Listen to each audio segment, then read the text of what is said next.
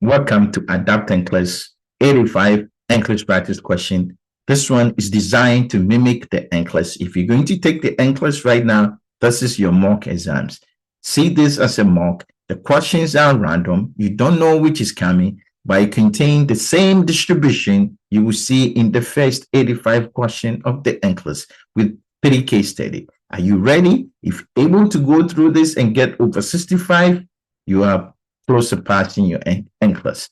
This is your 85 NCLEX practice question. Each question, I want you to stop the video, answer it on your own, and see the way I'm going to approach it. I'm going to give you concept for each question and write the concept down and go look at it and review about it, whatever you mixed. What is the question? Which medication in the client medication list should the next question? You see, I read it from the back, and then I'm going to underline question because it's very important. And nurse is caring for a client with what? Chronic hypertension. That's the problem. And lupus. And patient is 4 weeks pregnant. I will write the question on my own. Patient has what? Lupus, hypertension, and also pregnant for 4 weeks. There is medication patient is taking. Which one should the next question? Metoprolol, labetalol, methyldopa, nifedipine. Stop the video. Pick your answer choice, lock it down, and then let me know in the comment section. But this is the way I approach it if I'm taking the test. I already read the question. I know what I'm looking for. Chronic hypertension, 4 weeks. I have lupus too. What do we do? I look at metoprolol, and I said, okay, should I take it? Labetalol, should I take it? Methyldopa, should I take it? Nifedipine, should I take it? What is the right answer? The right answer is methyldopa. All these 4 medication can be used in pregnancy. They are acceptable. Methyldopa is what? Beta-1 agonist. That's the best choice. Labetalol, the overall best choice. It has alpha blocker effect and is very good for hypertension. Methyldopa is also good for hypertension in pregnancy. Nifedipine also good for hypertension in pregnancy. But what is the problem? Patient has lupus. Methyldopa side effect is lupus. It causes lupus-like symptoms. Therefore, we should not give it to the patient. Another medication you should be aware of is adrenaline. I want you to write it. This also causes lupus. This also can be used in pregnancy if you have hypertension. Those 2 medications, lock it down, write it. These are 2 medications you should avoid if the patient has what? Lupus and pregnant, and you want to treat hypertension. Therefore, the right answer is that, methyldopa. Number 2, this is a pregnancy question. Signs of pregnancy, you should know it. This is health promotion, maternity question. They love it. Know it. I'll show you strategy. Match the following pregnancy signs with your correct description. Softening of the cervix, softening of the uterus, bluish vaginal mucosa, soft spot anterior mid-uterus. What are the signs? Chadwick, Goodell, Ladin, and Hegar sign. Plug in your answer, and I will show you strategy to answer this question easily without not memorizing. You get your answer already? You put them together? If I'm taking the test, I'll draw the uterus like that. And I start from the top, the uterus. I always write H here. And then when I go down, I put G where the cervix is. And where the vagina is, I put C. What is that? H is Hegar sign, right there. The G is Goodell because it's what? Cervix. And the vagina, C, is what? Chadwick. You see what I've done?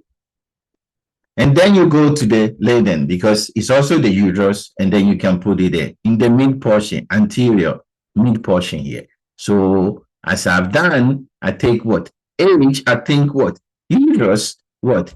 Which goes with Hegar sign. So I go to the uterus right here.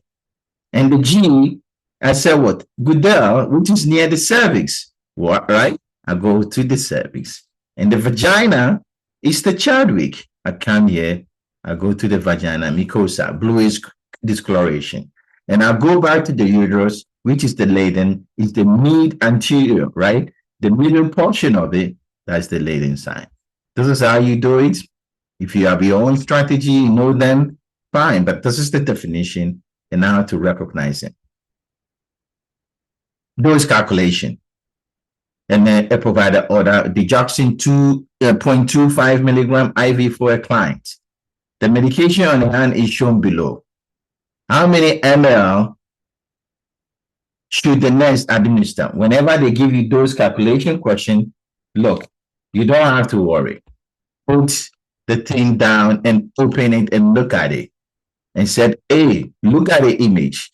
On the image, all the information is there. 0.5 milligram is what ml. So every ml of the digoxin contains 0.5. The 2 amp is the whole thing. You don't have to worry about it. Therefore, the question said, I've been prescribed what? 0.25 milligram. And we know 0.25 milligram is being prescribed. But out of that, we have 0.5 milligram, which is the whole thing, which is what? 1 ml. If you take 0.5 milligram, is equivalent to 1 ml. Then you can say ml and milligram cancel. This go here, you go here too, and this you get what? 0.5 ml. Then I'm going to give you half of the medication so that you can have your 0.25. That's all. This is a straightforward question, dose calculation. Don't worry about it. This is a case study. Once again, mimicking the NCLEX. So you don't know what is coming. This is the case study. What do we have? A 58-year-old male present to the emergency department with what? Sudden, severe chest pain, radiating towards the back. Those are the buzzwords. I know you know what it is. These are keywords you should circle. He described it as tearing in nature. That's another buzzword. I've given you enough so that you don't doubt the answer. Look at his blood pressure, 190 over 110. In the right arm, there's difference. In the left arm, there's 160 over 110. That's a clue. Don't forget about it. These are signs and symptoms associated with the diagnosis. Heart rate of 120. Another sign, tachycardia. The nurse noted patient is diaphoretic and polar. What do you think? Keywords are, I've underlined it. I've shown you which one are the keywords, and you can put it together and realize what is wrong with the patient. Age, it doesn't matter. But sudden, severe chest pain radiating towards your back is a buzzword. Tearing in nature is a buzzword. Difference in blood pressure of the extremities, another buzzword. Patient is tachycardic, another buzzword. And patient is diaphoretic and has polar, another buzzword. What do you think this patient is suffering from? That's all. Find your answer and then look. This is a Bowtie question now. Is he myocardial infarction, aortic dissection, pulmonary embolism, and pericarditis? If it is so, do you place the patient on the continuous cardiac monitoring, give them blood pressure medication, administer colchicine, give them heparin bolus, cardiac enzyme, and then monitor whatever you find? The best way to do Bowtie, and when you're taking the NCLEX, don't leave it alone. Select something. No, you will never lose the point. 5 points, you get all of them right if you do it right. Based on the question they've given you, tearing chest pain, radiating towards the back, changing blood pressure difference is aortic dissection. There is no cardiac infarct signs. We have chest pain radiating to the arm. We never say that. Pulmonary embolism, I never talk about shortness of breath. Pericarditis, I never say chest pain that is relieved by leaning forward. So therefore, aortic dissection. Boom. Now, what action should you take? Well, number one thing, write it down. That's the concept. Write it down. Like I said, stop the video, answer the question on your own.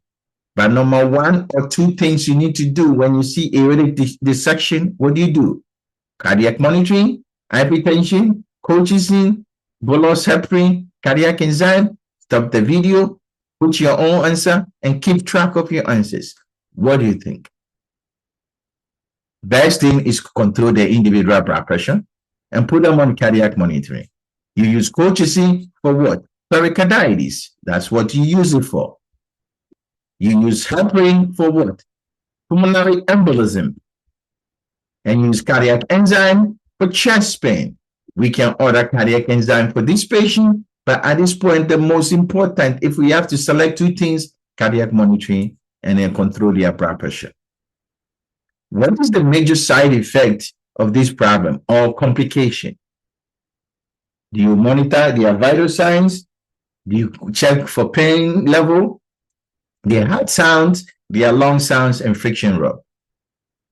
Think about it. Aortic dissection, when you have aortic dissection, that's the aorta coming like that. When they dissected, blood leaks. You go behind the heart, and the heart is surrounded by blood.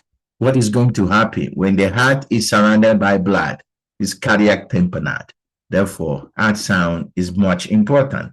You got to also check their vitals, make sure their blood pressure is coming down and their heart rate is coming down. Those are the two things you should worry about. Therefore, this patient is going to be on beta blocker. This is both type question, aortic dissection, cardiac NCLEX review. And I know you got it. Write it down. If you're not, go and review about it. If you need more, check out that NCLEX. Free videos. Type aortic dissection in my channel, and in search area, you get more videos and you can read about it. Prioritization. And this is caring for 4 clients on the medical surgical unit. Which client should the nurse see first? You know how I do my prioritization. You got to be sharp. A client with asthma and a heart rate of 110 after albuterol. A client with chronic kidney disease and morning serum creatinine of 2.3. A client 24-hour post-appendectomy and frequent PVCs on their ECG monitor. A client with trigeminal neuralgia reporting shooting left facial pain when chewing. Pick your answer. Stop the video. Pick your answer and let me know. Stop it. Try to answer it your own so that you can know which mistakes you're making, and then listen to the way I approach it. The way I do it, I divide it.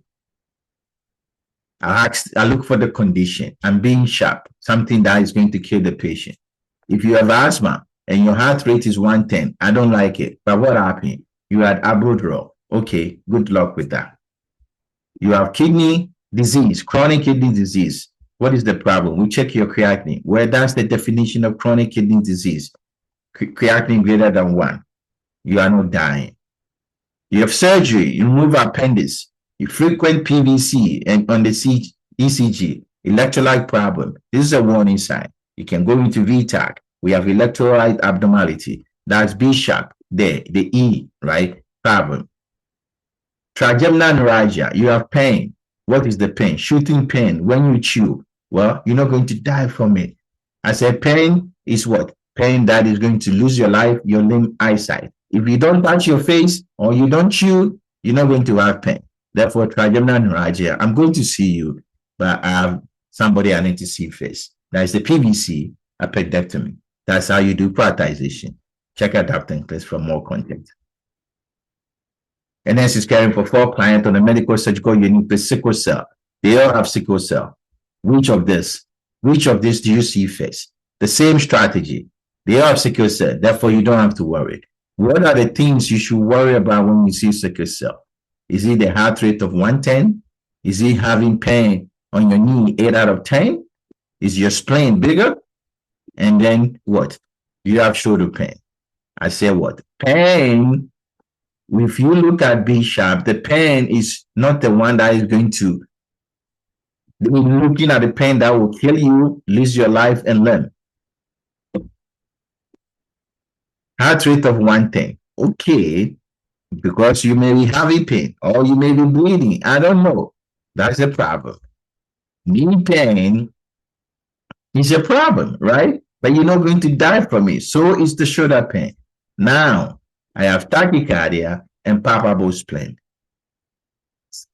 Sickle cell patient, their spleen should never get bigger. If you can palpate their spleen, that means the spleen is bigger. That means it's about to rupture. We call it sequestration. The spleen is now holding blood. It's not supposed to. It's about to rupture. And that's your priority. The tachycardia is multifactorial. That means so many things may be causing it. It may be due to pain, or they may already be bleeding, but that's not enough. I cannot interpret it. They give me tachycardia. I should not see a bigger spleen in the sickle cell patient. Therefore, I'm picking that one. And this is caring for a client whose laboratory results show urine specific gravity of what? 1.001. This is test taking strategy, content mastering, applying what you know, NCLEX lab results, bringing into a question and figuring it out. That's what I said. I put this in the community post. The score was low. That's why I put it here to explain it. All we have is what? Specific gravity 1.01. Which condition should the nurse what? Suspect? Dehydration, acute kidney injury, SIDH, fluid overload. Think about it. You have to know certain labs. There's ones they will give you, if they give you a case study, there's some they're not going to give you. 1.001 is a specific gravity that is low. The normal specific gravity is what? 1.003 to 1.030. If it's less than this, that means it's low. That means your urine is like water. Which situation will you pee like water? Most common is diabetes insipidus. I did not put it there because I know you will pick it. That's the test taking strategy. If you dehydrated, your urine is going to be concentrated. If you have acute kidney injury, your urine is going to be concentrated. If you have SIDH, you know your urine is going to be concentrated. You're not going to be peeing. Therefore, by default, fluid overloaded. When you have too much fluid, you're going to pee like urine, water, and that's the right answer. If you don't know the normal level of specific gravity, that's the number over here. Take a picture of it, write it down, and use the concept to answer any questions again. And nurse is preparing to enter a room of a client with suspected tuberculosis. Which personal protective equipment should the nurse wear? This is what? Infectious control safety, right? Surgical mask, N95, gown and goggles, face shield. What do? Stop the video, pick the answer, then follow it. How do you approach your answer? The question says personal protective equipment. Okay, PPE. Why do I need PPE? Patient has what? TB. Before you answer the question, figure out what kind of precaution you need for TB. That's all. You pick your answer. That's the concept I've given you to answer the question. Now, TB is airborne. What do you need for airborne? Only one equipment. Airborne, only one equipment. Airborne, only one equipment. And that is N95. Don't get trapped. That's your right answer. And this is caring for a client with what? Suspected acute stroke. Patient may have stroke. Suspected. The word suspected. We think the patient has stroke based on the symptoms. Which action should the nurse take first thing to do to suspect somebody have stroke? Check a blood glucose. Prepare the client for thrombolytic therapy. Administer oxygen via nasal cannula. Perform a complete neurological assessment. There is some language when they put in the question, you have to hold on to that. I call it buzzword. Then we lead you to pick your right answer. What one word should you focus on? Suspected. We suspected this patient may have stroke. We have not proved it, but we think they may have stroke. What first thing would I do to make sure I'm in the right path? You pick your answer? I know you pick it. The right answer is glucose. Hypoglycemia can look like somebody who has stroke. That's why it's very important to make sure you rule out whatever symptoms they're suspecting that may be stroke. Hypoglycemia can do that. Check your glucose and make sure. If you prepare for thrombolytic bed, then you believe that patient has stroke. Before even you get thrombolytic, you got to prove it with CT scan to make sure there is no hemorrhage. Of course, I'm going to give you oxygen. It's not going to help with this. I suspect stroke. It does not tell me whether you have stroke or not.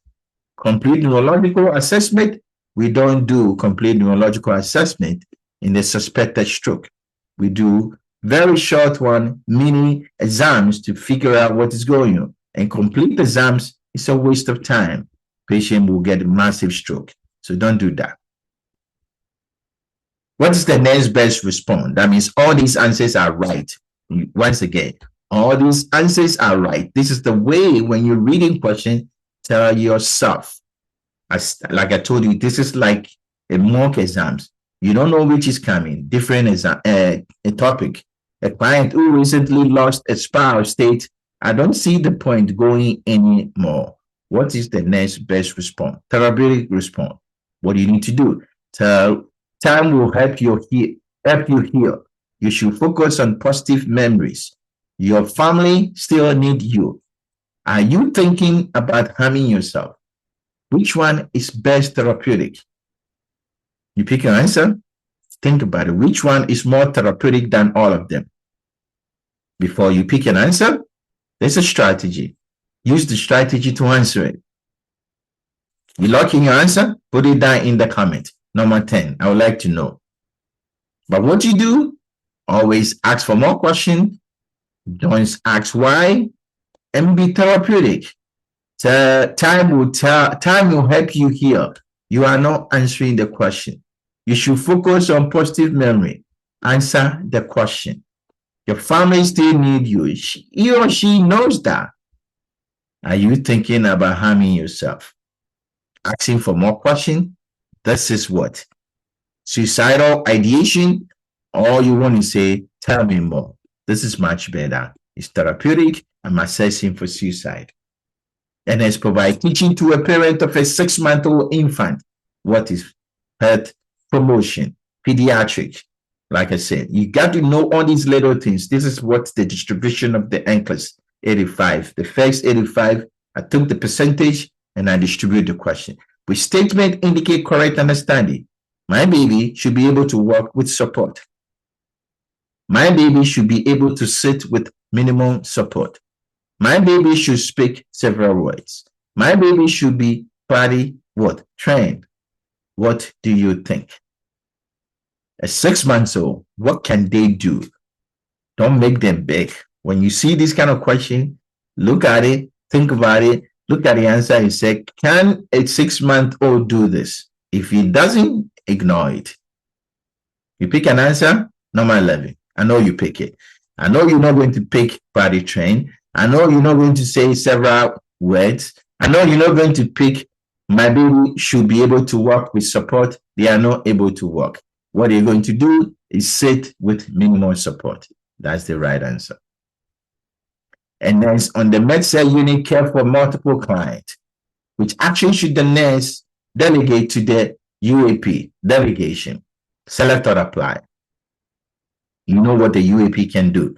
Teaching the client incentive spirometer use, assessing client pain after medication, obtaining vitals on a client 30 minutes after initiating a blood transfusion, obtaining a pre-ponder blood pressure level in the client with what?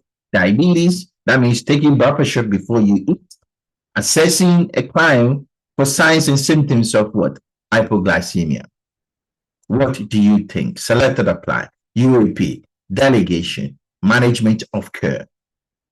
What can a UAP do? They cannot assess, they cannot teach, and therefore, they cannot evaluate. They can observe and report. You pick your answer. Teaching, negative. Assessing, negative. But I can obtain vitals before blood transfusion. But I got to wait 15 minutes later before I can take the blood pressure again. That should be taken by the nurse. I can obtain the individual blood sugar before they eat, because that's what I do. I cannot assess for signs of what? Hypoglycemia. Those are the two answers. Did you get it? C and D are the right answer. A charge nurse is assigning care on a medical surgical unit. Which clients with an endocrine disorder are most appropriate for the nurse to delegate to their what? LPN. That means delegation to LPN. This is a select or apply. LPN, what can they do? A client with what? Hypothyroid and a new prescription for oral levothyroxine. A client with what? Hyperthyroidism who report new palpitation and heat intolerance. A client with what? SIDH and a serum sodium of 129. A client with DKA who is receiving continuous IV insulin drip. A client with Addison disease who is experiencing hypotension and dizziness. A client with diabetes insipidus who requires strict intake and output monitoring and daily weight. What can the LPN do? Pick your answer, lock it down, and I'll explain it to you. What does LPN does? They make sure, reinforce, teach something that is being already taught by the RN, right? All of them are reinforcing. They take care of stable patient. That is predictable. They can give certain medication, but not all of them. Hypothyroid, with the new prescription of oral levothyroxine, is oral medication. They should be able to do that. Hyperthyroidism, new palpitation, and heat intolerance. This is thyroid storm, unstable patient. SIDH with the sodium of 129 can go into seizures, unstable. DKA receiving insulin by what? IV, intravenous drip. LPN cannot do that. Addison experiencing hypotension and dizziness is what? Shock. Cannot do that. That's crisis. Diabetes insipidus just need IV fluid, monitoring, and weight. This is okay. So those are acceptable for LPN selected apply question. Case study. You ready? Like I told you, this one, I'll make it harder so that you can know what the NCLEX will throw at you. You have no idea, but this is like a mimicking the NCLEX. So take your time, stop the video if you need some time, take some time, but come back to it and answer the question, simulated like the NCLEX. What do we have? 19-year-old client with what? Acute lymphocytic leukemia has been receiving induction chemotherapy for 4 days and is admitted to the oncology unit. This should give you a clue. The first line should give you a clue. Somebody who's getting chemotherapy for 4 days is on oncology unit. The client report fatigue, weakness, sore throat. That started this morning.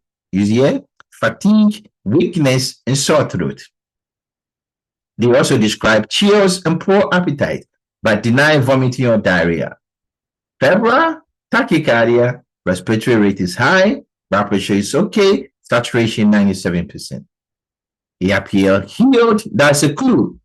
Mucous memory dry, there's a erythema on the oral pharynx without hesitate. The lung is clear, patient is tachycardic, but regular. Abdomen soft, he has scattered petechia on the lower extremities. Receive IV fluid 900, urine, he put up 350 over 8 hours. ANC is what? 420. Platelet is what? 38,000. Y count 2100. Hemoglobin 8.1. There should be something ringing in your ear. This is the way the NCLEX will give it to you. If you see these kind of questions, they don't present it, let me know. There may be something wrong with the question.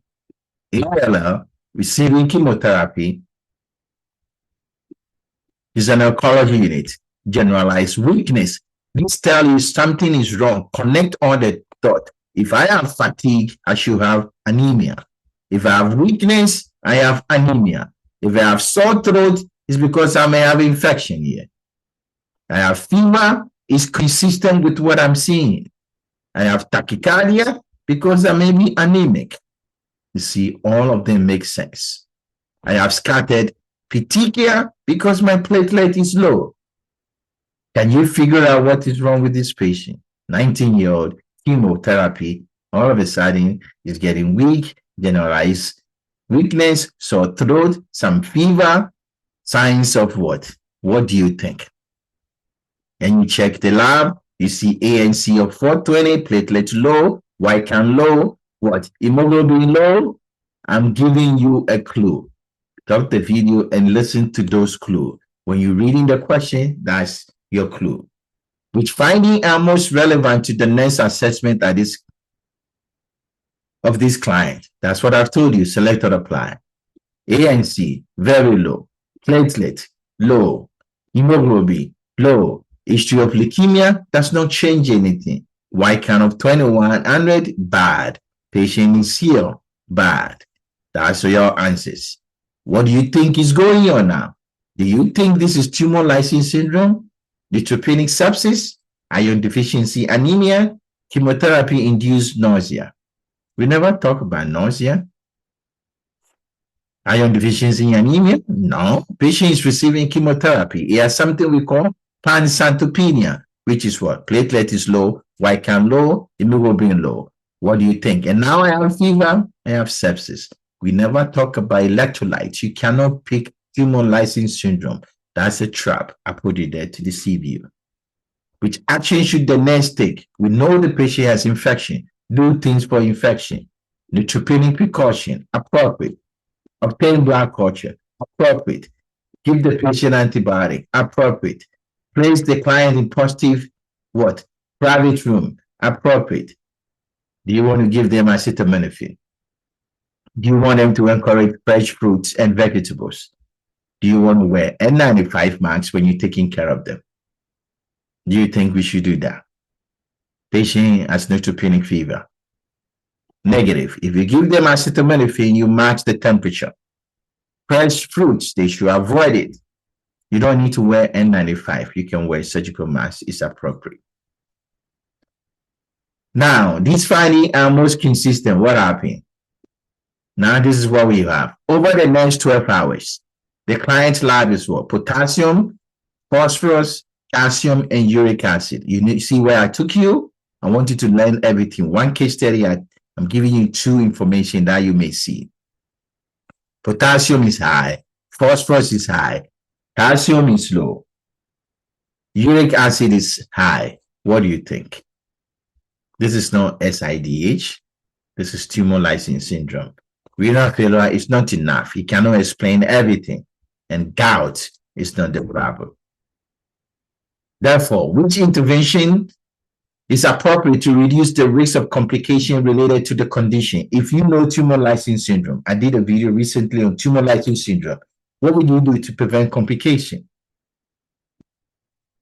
Cardiac monitoring, IV fluid, allopurinol as prescribed, furosemide, monitor their urine output, give them salvulamin, bed rails all padded and ensure suction at bedside, and give you insulin and dextrose. What do you think? This is high yield information. I pack everything there. I want you to stop the video. I know I'm answering them, but I want you to stop it so that you can answer it your own. Otherwise, this video will be over 5 hours. But I want you to keep going, but stop it, and then I can explain it to you after you pick your answer. We need cardiac monitoring because of the potassium, tumor lysis syndrome. We need the IV fluid to irrigate and hydrate the patient and get rid of the fluid. Lay down. Allopurinol is for the DNA, which is uric acid. Furosemide, initially you don't give them furosemide, but later you can give it to them in order to wash everything out after you give them fluid. And you have to monitor their urine output. Their phosphorus is high. Salvulamin is used for that. You got to write all these medication down. Why do we pad the bed rails and ensure suction at bedside? And why do we have to give them IV insulin and dextrose? You got it? What do you think? We padding the bed rails, ensure suction at bedside because of seizure precaution. From which electrolyte? Which electrolyte do you think we're doing that? Calcium. Calcium is low, so you got to introduce seizure precaution. And we have to treat the potassium with IV insulin and dextrose. All these are indicated. They are high yield fact. You should know about it. I'm teaching you why I'm giving you this question because I want to teach you everything. With finding indicate that the intervention are effective. How do I know the patient is doing well? Patient has swollen what? Grade 2. His urine output is 30 ml per hour. He has carpal spasm. There is a platelet is increased now in 2 hours. The neutropenia is resolved in 12 hours. What do you think? I want you to stop the video and pick your answer for this. Let me see what you're going to put down. Which one indicates they're improving? Swollen grade 2, urine output 30 ml, carpal spasm, increase in platelet count within 2 hours, and resolution of neutropenia. Don't get trapped. This question is talking about tumor lysis syndrome. Therefore, great toll, you have gout, uric acid is too high. Urine output is getting better. Capopedospasm, it means hypocalcemia. Increasing platelet count is talking about neutropenic. We are not talking about neutropenic. We are talking about what? What are we talking about? Tumor lysis syndrome. The question changed into tumor lysis syndrome. Resolution of neutropenia, the question changed into tumor lysis syndrome. There's nothing associated with neutropenia, platelet, or tumor lysis syndrome. Therefore, don't pick it. How did you do? What was your score? This is a high yield NCLEX case study. Go over it again. Look at the key facts we talk about, and next time, don't mix it. 15. A nurse is providing digital teaching to a client with new prescription of digoxin, which client statement require additional education. They're going on with digoxin. They will say something that is wrong, and you got to intervene. That's all the question is actually. Change it to your own words. I will need to check my blood pressure before taking the medication. Is that true? I will call my air care provider if I have trouble reading. Is that true? I will call my air care provider if I have uncontrolled nausea and vomiting. Is that true? I will call my air care provider with any fainting spell. Is that true? Stop the video, pick your answer. What do you think? Digoxin, side effect? Digoxin, teaching? If you have fainting spell, you're having what? Cardiac heart block. That's why you need to call. GI symptoms, nausea, vomiting, you need to let me know.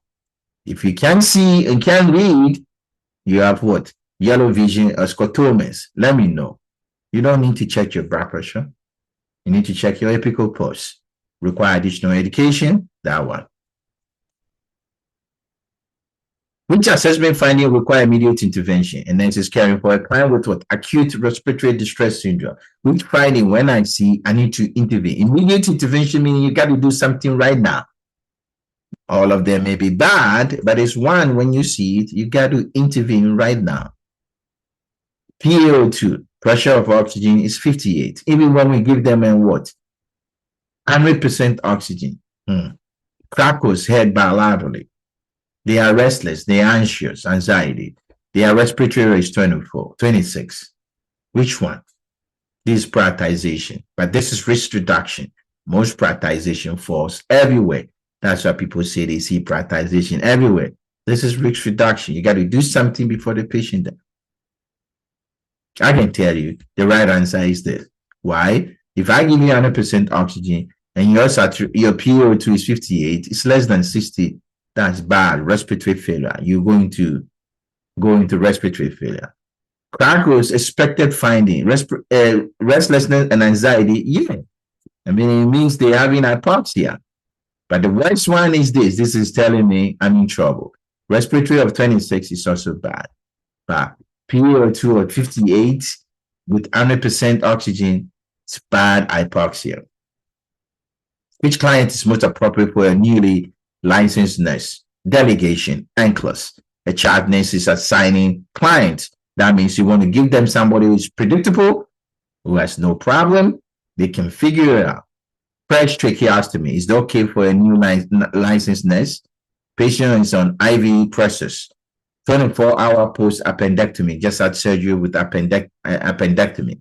He has chest pain and awaiting cardiac enzyme. That means ongoing lab work. What do you think? You pick your answer? I know you pick the right one.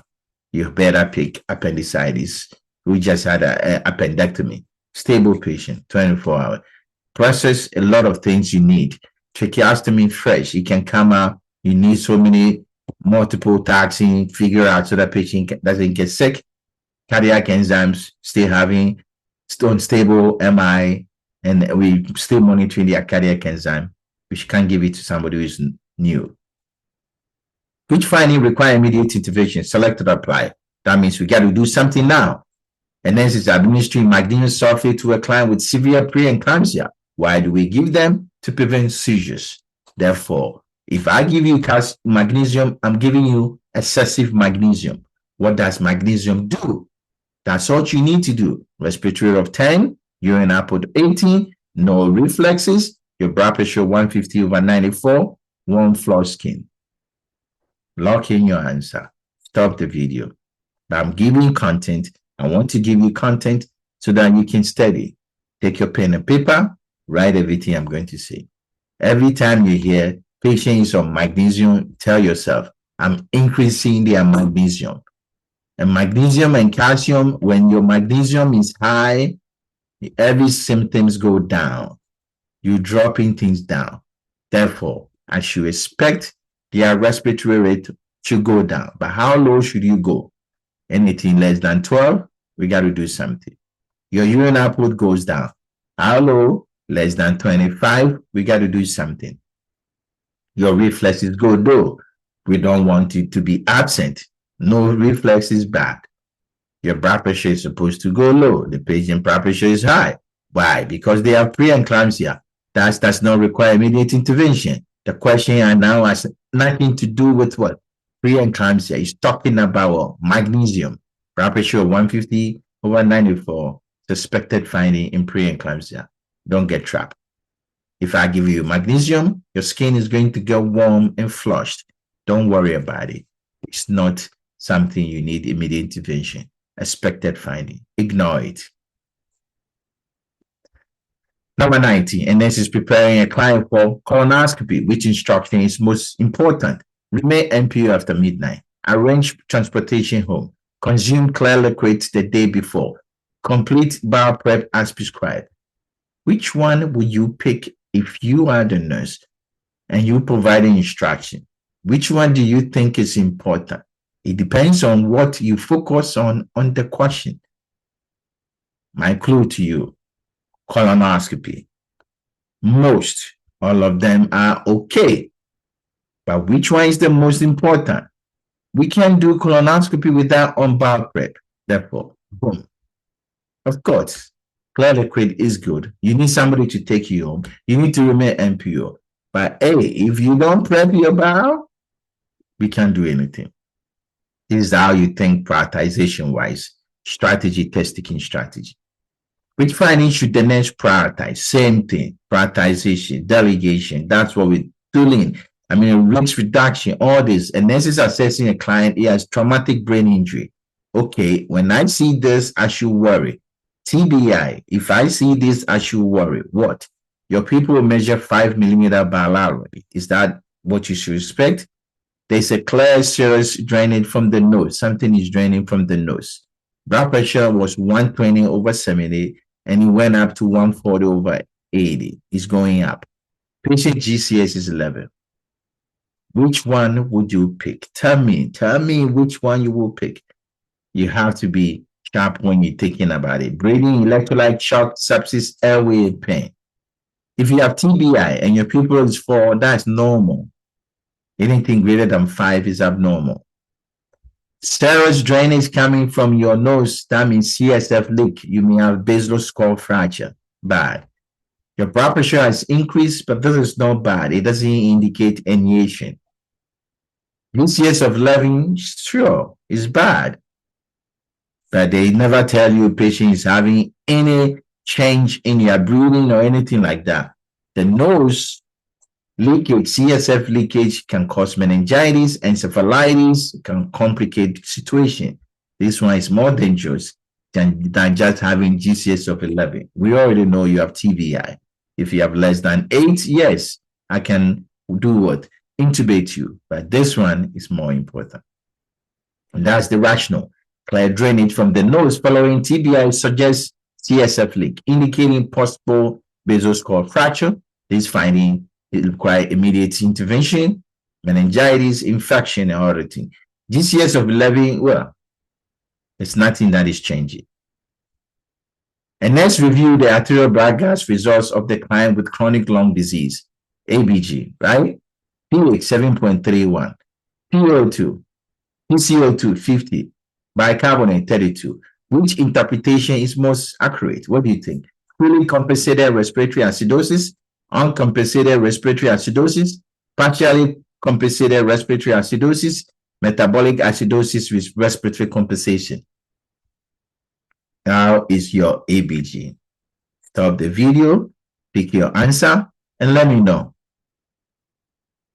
But if I'm taking these exams, do you know which one I'm going to pick? You know. You know. You got to start with the pH. The pH is less than what? 7.4. Therefore, this is acidosis. What is causing acidosis? Is it the CO2 or what? Bicarb. If bicarb goes up, it's not causing acidosis. Therefore, CO2 is causing.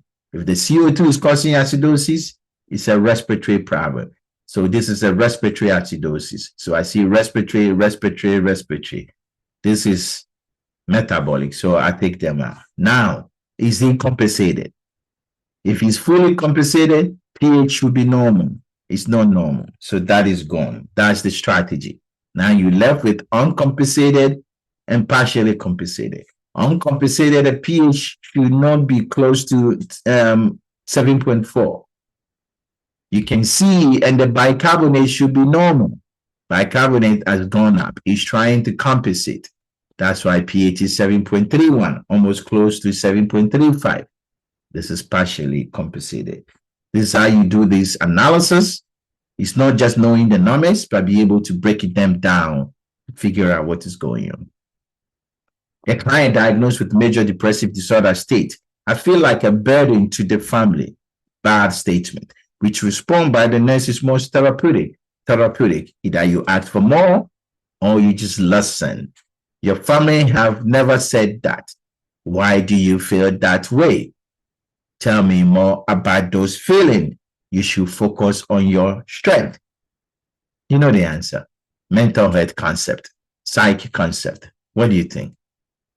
Patient just telling you what they feel. You said they should feel on their strength. You're just saying the family never said that.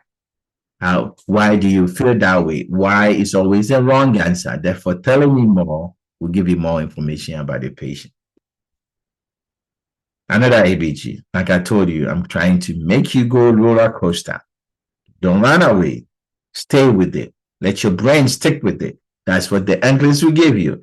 Everything changes. Of course, this is not adaptive, but I picked the question that will come next. And let's review ABG results for 4 clients. Which client is most likely experiencing an opiate overdose? A pH of what? 7.3, CO2 60, bicarb 24. 7.36, 52, 30, 31, 50, 32, and all of that. It does not matter the way I present it. Don't freak out. Don't run away. These are the questions when you see it, you feel like you're defeated. You are never defeated. You can do this. Just stick with it. Look at the way I'm going to answer it. But before that, I want you to pick your answer. If you want to guess, guess, but guess wisely. I said opiate overdose. If I give you opiate, things go down. Therefore, respiratory drive will go down. If your respiratory go down, your CO2 go up. Which one CO2 goes up? This one look like it go up, up, up, up. But which one has gone up? More, more, more. That's the thing. If they are all going up, which one? Which one do you think he has gone up more? That guy, that guy, that guy, that guy. But look at it. If your CO2 goes down, your pH is supposed to also do what? Go down. What do you see there? This pH is normal. This pH almost normal. This has gone down a little bit. But this has gone down way, way down. There should be no time for compensation. Experiencing the bicarbonate should be normal. This bicarbonate is compensating. A respiratory overdose, you should not be compensating. Therefore, number 1 is the right answer. This is a clinical question. If you get them wrong, don't worry, but think about it. I'll give you opiate, your respiratory rate come down right away. You have acidosis. Your bicarbonate does not have time to compensate. These ones are all compensating, making the pH normal. It should never do that. And nurse is teaching a client diagnosed with what? Osteopenia about dietary modification to improve bone density. Which food should the nurse include as a good source of calcium? This is health promotion. Best care comfort a little bit, but mostly health promotion. What do you think? You have osteopenia. It means osteoporosis. You need what?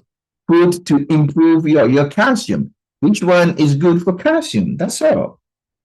White bread, white beans, applesauce, and chicken breast. You know applesauce does not have calcium in it. Chicken breast is mostly protein. White bread has no calcium in it. Dairy product is very good for calcium, and white beans are very, very good. So pay attention to that. White beans and dairy product are the very, very high in calcium. And so that's what the patient need. Applesauce is just fruits. And it's teaching a client diagnosed with osteoporosis. I'm going there again, trying to let you master that concept about ways to prevent fracture and promote bone health. Which of the following should the nurse include? You have osteoporosis. We want to prevent fracture. So this is safety, best care, all combined. What do you think? Eat low-fat yogurt daily. Avoid walking without what? Shoes indoor. Take frequent fall as normal. Take frequent fall as normal aging. Use a steady handrail on stairs. Increase potassium-rich food. Which of these will prevent fracture, will prevent fall, will promote bone health? Stop the video, pick your answer, let me know. What do you think? Low-fat yogurt daily, do you think is going to help you? Of course, yogurt has calcium in it. Very, very good. The fat is not going to help you. Avoid walking with shoes indoors so that you don't fall. Take frequent fall as a normal aging where they are not normal aging. Use a steady handrails on the stairs. Perfect. And increase potassium-rich food. Potassium-rich food does not improve bone. Calcium, calcium, calcium, calcium. Fat yogurt is good. Avoid walking without shoes indoors, otherwise you're going to fall. And then, but don't do anything that is said about potassium. No. And this is teaching a client to follow a kosher diet about dietary restriction. With statement by the client indicate correct understanding. There's certain things you're supposed to do for kosher. Which one? I can eat beef and chicken, but not pork.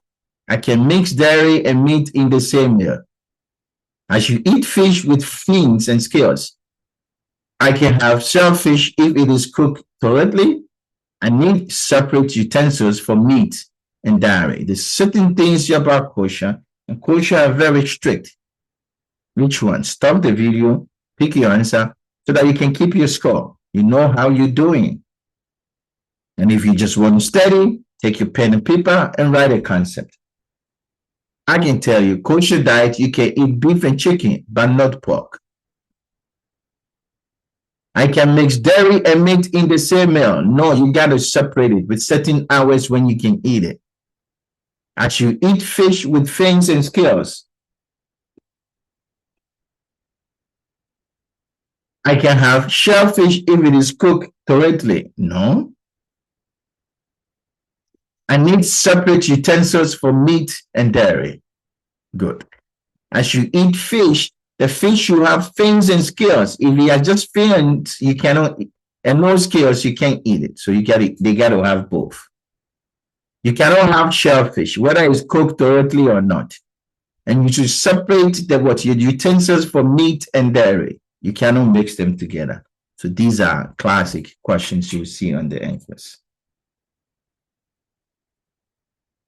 And let's provide teaching to a pregnant client at 28 weeks. Help promotion maternity. Which statement indicate understanding of the kick account? How did they know about kicking in the baby? Very key concept. I should fail at least 10 movements in 2 hours. Is that okay? Is that enough? I should count kick once per week. That means every week you just count it once. Fewer movements are normal in the third trimester. Third trimester, when you have big gravity uterus, the baby shouldn't move more. Kick count are only done if I feel contracting. To count when there is only contraction. What do you think? I can tell you, number one is the right answer. 10 kicks in 2 hours. If nothing, you need to let the doctor know. You shouldn't count per week. Baby may be dead.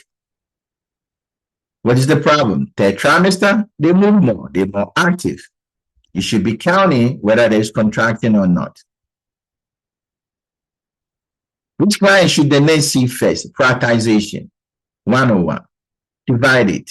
COPD. What is the problem? His SAT is 91. Is that a problem? Heart failure. He has gained 1 pound overnight. Patient is getting blood. He has flank pain. Patient has cardiac catheterization with warm extremities. What do you think? If you have to pick one, who would you have time to? Who you think is in trouble? Who we need to do be sharp on? COPD 91 is the best they can get. I feel like if you get 1 pound, it's not a problem. Receiving blood and you have flank pain, you're having what? Transfusion reaction. And cardiac catheterization, and your extremities is warm. Oh, there's blood going there. If there's no blood, your extremities is not going to be warm. I'm not going to worry about it. Don't get distracted with what? Warm extremities. That means there's blood flow. And this is provided teaching to a client who will be using a walker. How do you use a walker? Which of the following instructions should the nurse include? Right? Fundamentals, walker use, crutches, and everything. Keep your elbow flexed at 45 degrees when holding the walker. Hand grip. Do you keep it at 45? You should lift the walker completely off the floor to move it forward. Is that appropriate? Adjust the walker height so that the client can walk upright with a good posture. Walk with the walker at the height above what? Your waist. Is that okay? Which one is appropriate? If you're teaching a patient and you got to teach them correctly, which answer you pick? This is the best answer. Upright, walker height, so that you can have good posture. You should have the walker at the height above the waist. It should not be above the waist, at the level. Lift the walker completely off the floor. Don't lift it up completely off the floor. You need to lift it a little bit to walk with it, but not. 45 degrees is too much. Less than that, 35 is good. So that is the key aspect of it. And next is applying anti-embolism stockings to a client after surgery. Which action is appropriate? How do you wear stockings? These are all fundamentals the NCLEX will ask you. Like I say, I'll make this one so that you can think about the things they may ask you. Rolling the stocking down to the ankle, then pull it all over the calf. Ensure the stockings are smooth and wrinkle-free. Apply the stockings only to the affected leg. Remove the stockings once per day without assessing skin. Which one is appropriate? What do you think? How do you wear it?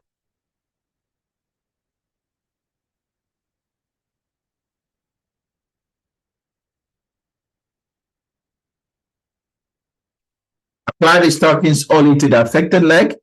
Remove the stockings once per day. Ensure that the stockings are smooth and wrinkle-free. Roll the stocking down to the ankle, then pull it all over the calf. That's the opposite way. Always make sure there is no what? Wrinkle, because when it's wrinkle, it does not do its job. That's the key. Wrinkle-free is very, very important. It prevents pressure, improves circulation. Stocking should be rolled up. It should never be rolled down. It doesn't help with that. Okay, and the stockings has to be applied bilaterally to the legs, both legs. This is a simple question, but it can be trappy because these are little things we forget about it. And when you remove stockings, you got to assess the skin. 30. If you're tired, take a break and come back.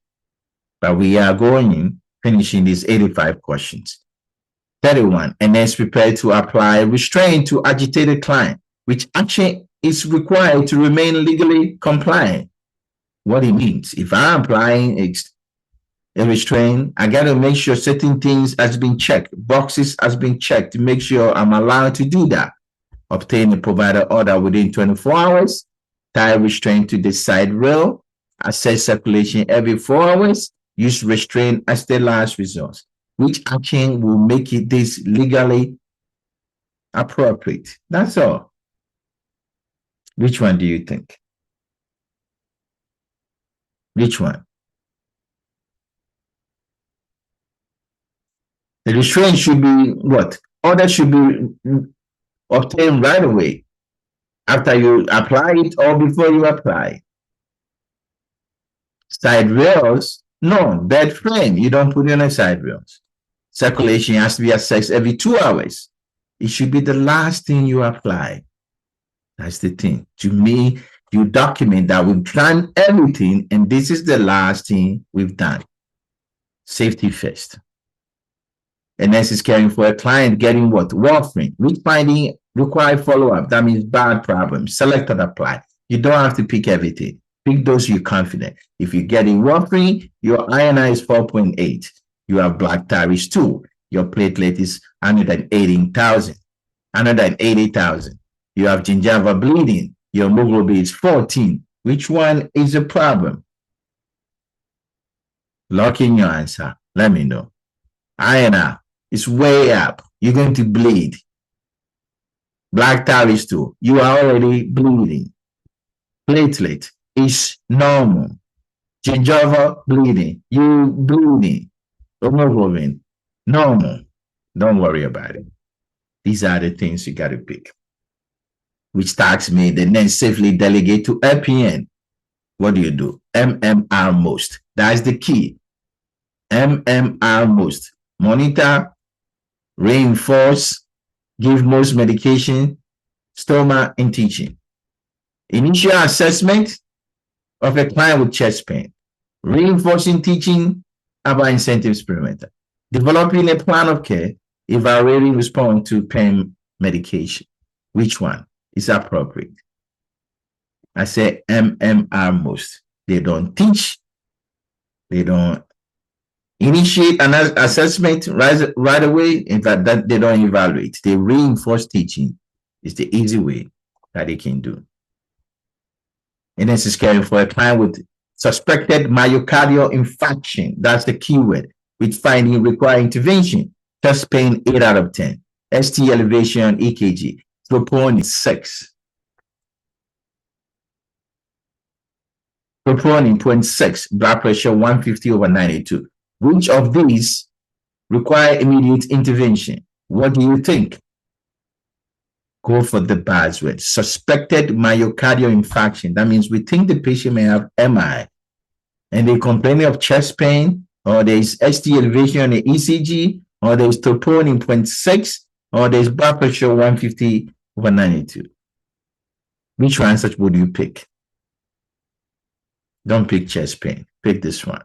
When there's EKG changes, we all have chest pain. No, we all.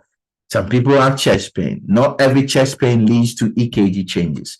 When there's EKG changes, that means there's a muscle damage. That means you have true infarct. And that is more important than your chest pain or troponin. There's a troponin leak, means there's a little bit of damage. But if there's EKG changes, true damage. So that is your number one. And this is the thing. EKG changes beats lab work. So if there's EKG changes, there's tissue dying, basically. Which client should the nurse assign to the most experienced staff nurse? That means staff nurse. They are nurse. They're most experienced. You want to assign some patient. All it means is give them somebody who is in danger. It has a lot of information. You need a bunch of things you need to do. A stable client with chronic COPD. 3 days post-hip replacement.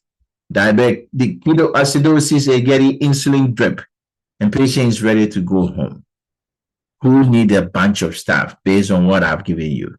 This is a straightforward. It's a bonus. There's some bonus questions you see in the NCLEX. Take it away. Don't get those one wrong, because if you get those one wrong, other people will get it, and that will affect your score. There's some questions you should, when you see it and it's easy, take it. If you're getting them wrong, the computer will know something is wrong. And this is one of them. That's why I put it there. DKA patient. And this is administering blood to a client. When you're giving blood to a patient, good finding indicate transfusion reaction. That means bad stuff is happening. There's different kind of transfusion reaction. I'm not asking you that, but there's common theme associated with transfusion reaction: chills and fever, flank pain, hypotension, crackles along base, urticaria. Which one indicate transfusion reaction? What do you think?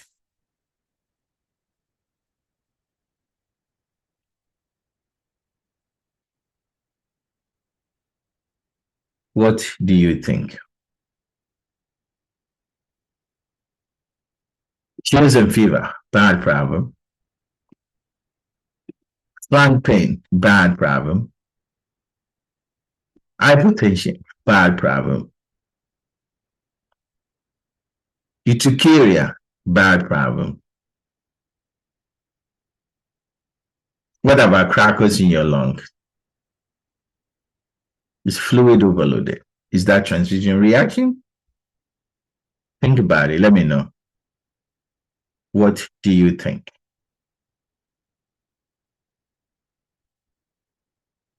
There's something they call trala, right? It's also some form of transfusion reaction. Therefore, all these things can indicate transfusion reaction. If you're getting crackles in your lung, you may be reacting. There's something we call trala, right? You have cardiac failure associated with the flash pulmonary edema. All of them are problem. And let's prepare for admission for several clients. Which client require droplet precaution? Tuberculosis, measles, pertussis, Clostridium difficile. This is one of the things I said. There's some questions when you see it's a bonus one. That means it's a generalized. Everybody is supposed to get this right. If you're getting them wrong, I want you to study hard. Droplet, Spider-Man. Tuberculosis, airborne. Measles, airborne. C. diff, contact. Pertussis is droplet. And next note, decrease urine output following cardiac catheterization. What is the priority action? Low urine output after cardiac catheterization. Are they bleeding? I don't know. What do you do? Encourage oral fluid, assess for contrast-induced nephropathy, notify the provider, monitor intake and output. This is test-taking strategy. Patient has a cardiac catheterization. What do you think? Same thing. We give them contrast. That's why probably their urine output is low. Assess them for that. Before you let the doctor know, before then you start to monitor, you give them IV fluid. Therefore, this is the best answer. And this is caring for a client who has diabetes, hypertension, and a urine analysis showing proteinuria. Did you see what I did? It's a case study in the short form. Patient has diabetes, hypertension, and you do urine analysis. There's 3 proteins there. Which of the following medications should the nurse suspect the provider will recommend? Select or apply. Lansoprazole, metoprolol, hydrochlorothiazide, nifedipine, losartan. This is a high-yield question. Think about it. Cardiac pharmacology. Don't run away from it. You know it. Think about the key concept in the question. What are those? Diabetes, hypertension, protein plus 3. All I'm telling you is diabetic nephropathy. Or blood pressure medication you can use for diabetic nephropathy. You see the way I changed the question for you? Now it's easy. All these things will change into diabetic nephropathy. Therefore, what? The best one is what? ACE inhibitor and ARB. This one doesn't help your kidney at all. Those are good for diabetic nephropathy. A client with schizophrenia is responding to internal stimuli. Which response by the nurse is most appropriate? Therapeutic precaution, therapeutic therapy information, and think about the situation, schizophrenia. Those voices are not real. Is that what you're going to tell him? Offer the client headphone to listen to favorite music. Let them listen to their favorite music. Ignore the voices. You want them to ignore it? Why are you hearing the voices? Why are you asking for why? Which answer choice will you pick? Don't get trapped. Which answer choice you pick? I want you to pick this. You're distracting them. They'll focus on the favorite music. They are not ignoring it, but the attention is on that music so that it does not disturb them. The voices are real. You got to find the content of the voices, but that's not what I gave you. This is the best answer choice. That's why they say word here. Most. You were expecting, ask for more, or think about, ask them the content of it. I never told you that. So if you pick why, you know why answer choice is always wrong when it comes to therapeutic. So don't fall for it. And this is caring for a client with what? Insomnia, which action best promotes sleep for hospitalized client. Patients in the hospital, which one will improve them to sleep? Basic care and comfort. Offer caffeine in the evening. Would that make them sleep? Keep the light on at night. Light will help them sleep. Cluster care activity. Put everything together. Keep the monitor alarm bell low.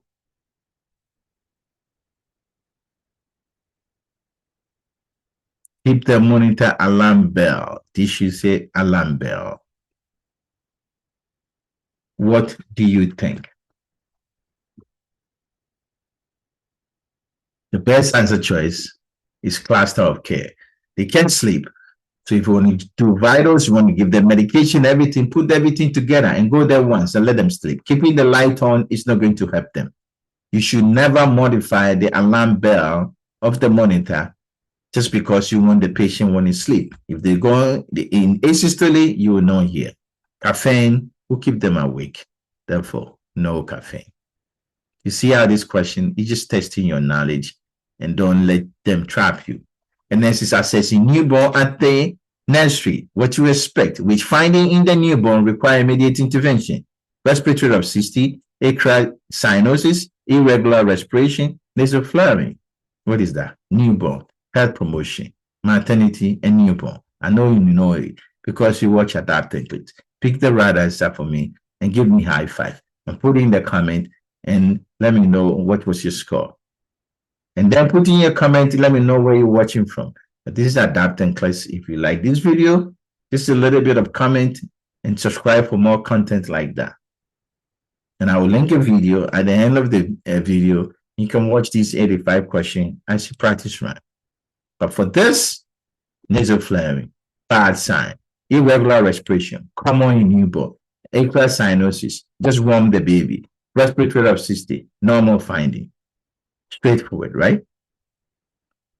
What is the next priority action? And next, suspect a colleague diverting narcotic is taking drug away. What do you do? Confront the nurse directly, report consent through the chain of command, document in the client chart, ignore unless patient harm occur. Which one? Don't ignore. You directly confront them if there's going to be a patient harm right away. But if not, you follow chain of command. You don't document in the client chart. You don't confront them right away because there's no harm.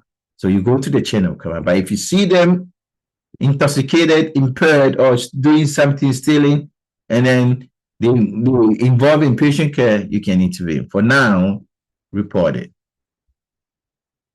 And this is monitoring the client, right?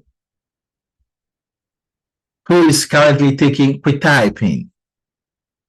Which finding should the nurse recognize as extrapyramidal symptoms, EPS? Selected apply.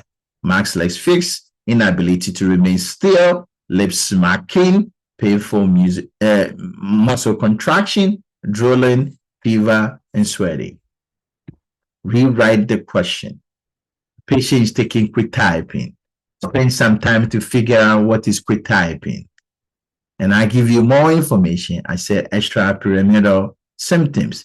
They should tell you this is a second generation antipsychotic or is an antipsychotic.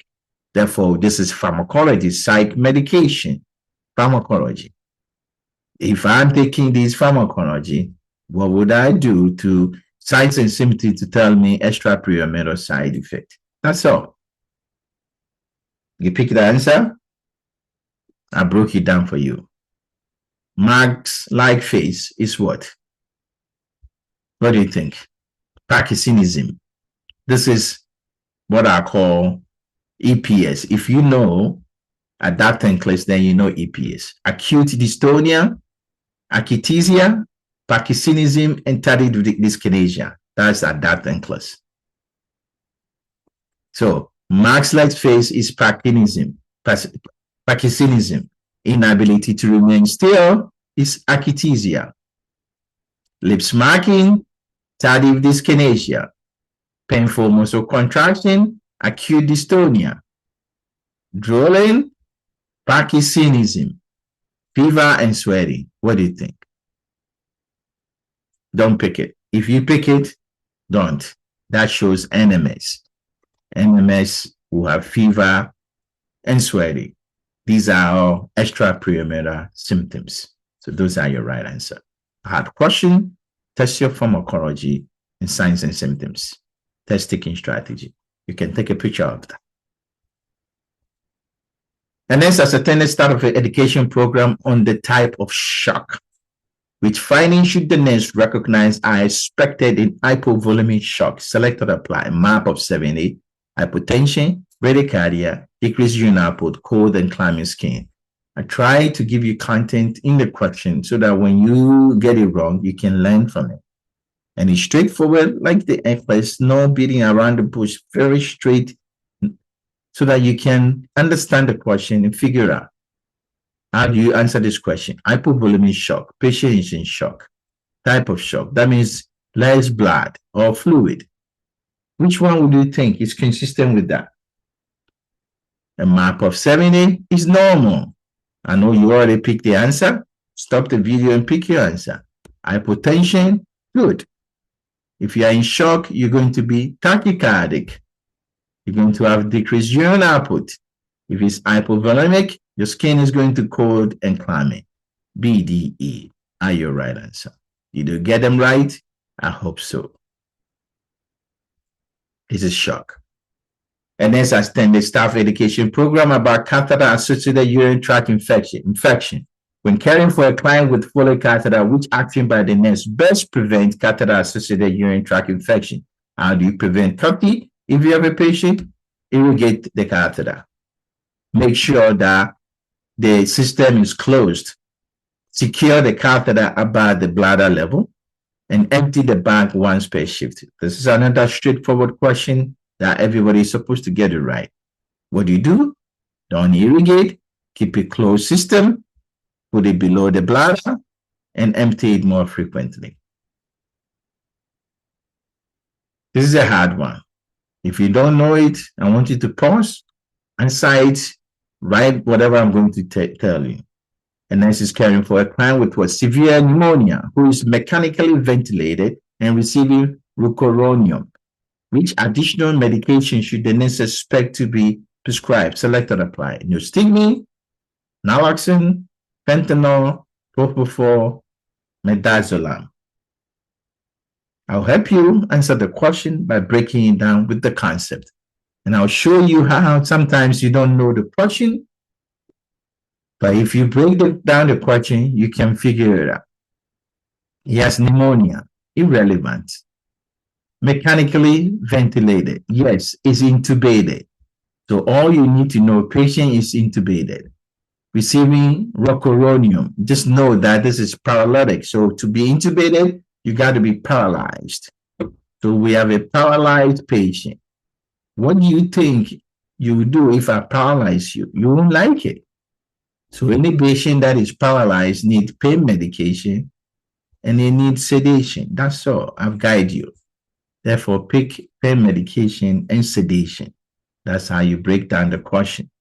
Neostigmine is not the pain medication or sedation. You see, don't pick it. Naloxone is not pain medication or sedation. It's going to take away your pain. Fentanyl is opiate.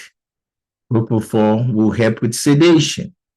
Midazolam is benzo, help with sedation. a hard question, but it's not.